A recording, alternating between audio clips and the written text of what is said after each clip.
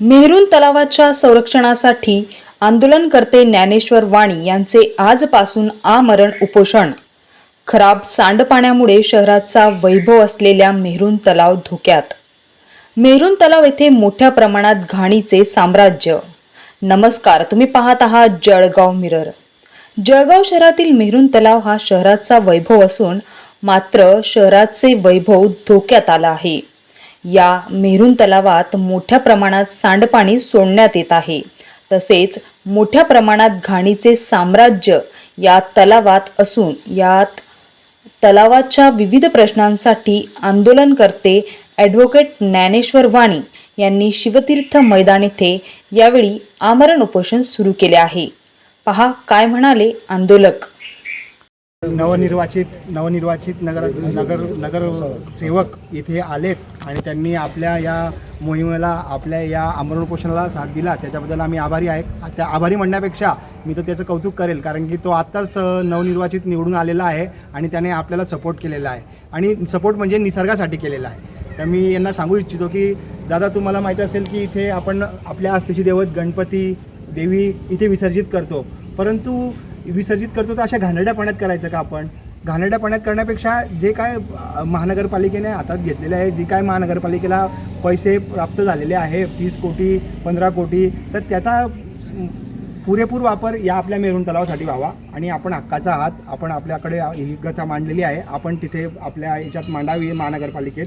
हे बस एवढं बोलून मी इथे आल्याबद्दल त्यांचा आभार मानतो. यक्षवंजारी प्रभाग नंबर 17 नगरसेवक.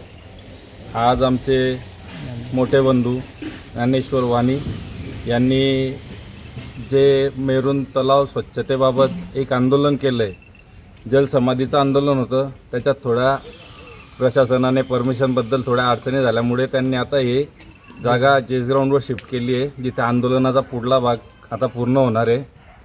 मेहरून गावाला लाभलेला जो ऐतिहासिक वारसा आहे तो या तलावामुळे म्हणजे सुशोभीकरण जे शहराचं होतं ते आपल्या या तलावामुळे होतं. आणि हा ऐतिहासिक तलाव आहे. ह्या तलावात जे आजूबाजूच्या परिसरातनं जे सांडपाणी सोडलं जातं आहे, ज्याच्याने याची पाण्याची पातळी जी खालवली जाते आणि आजूबाजूच्या परिसरात रोगराई जास्त पसरते. तर या स्वच्छतेसाठी जे आमच्या मोठ्या बंधूंनी पाऊल घेतलं आहे, याला एक नगरसेवक म्हणून मी माझी जबाबदारी समजतो. तसंच मी आव्हान करेल आजूबाजूच्या सर्व परिसरातील नगरसेवकांची देखील ही जबाबदारी आहे की त्यांनी देखील यावं, त्यांनी पाहणी करावी. ही आता इथं जी कचरा साचलेला आहे याला जबाबदार कोण आहे? BVG कंपनी कसले पैसे लाटते? कुठे गेले ते ठेकेदार जे मोठमोठे बिलं टाकतायत?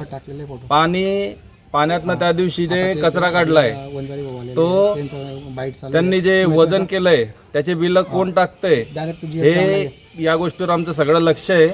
आणि BVG कंपनीच्या अधिकाऱ्यांना जर असं काही वाटत असेल की याच्याकडे कोणी लक्ष देणार नाही, किंवा त्या दिवशी त्यांच्या 8 कर्मचाऱ्यांनी 20 ट्रॅक्टर कचरा उचलल्याची ते म्हणतायत, तर मी फक्त त्यांना इतकंच सांगेल की 8 जण जर 20 ट्रॅक्टर कचरा उचलू शकता, तर माझ्या वार्डात फक्त 10 जण द्या आणि 10च ट्रॅक्टर द्या, तेवढ्याच्यात माझा पूर्ण प्रभाग स्वच्छ होऊन जाईल.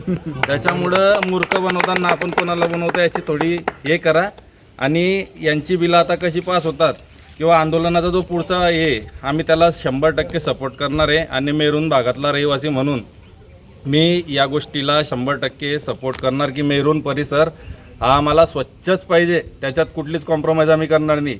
आणि आजूबाजूच्याला बांधकाम विभागाला एक गोष्ट सांगतो की आजूबाजूच्या परिसरात बांधकामाची परवानगी देताना STB कंपल्सरी करा. जर ते कंपल्सरी जर तुम्ही केलं नाही तर तिथं बांधकाम आम्ही होऊ देणार नाही. मी तुम्हाला आजच सांगून देतो, किती मोठा बिल्डर असला त्याची एक वीटसुद्धा आम्ही ते पडू देणार नाही. STB कंपल्सरी केला आणि इथं सांडपाणी जर त्याने सोडायचा प्रयत्न केला तर त्या बिल्डरला देखील आम्ही तितकाच वेटीस धरणार आहे. आणि मेहरून परिसर स्वच्छ केल्याशिवाय आम्ही आता शांत बसणार नाही, ही आज तुम्हाला ग्वाही देतो. वाणी साहेबांसोबत आहे. अध्यक्ष बाहेरगावी असल्यामुळे, सागरचे ते सर अध्यक्ष बाहेरगावी असल्यामुळे ते इथे येऊ शकले नाही आहे.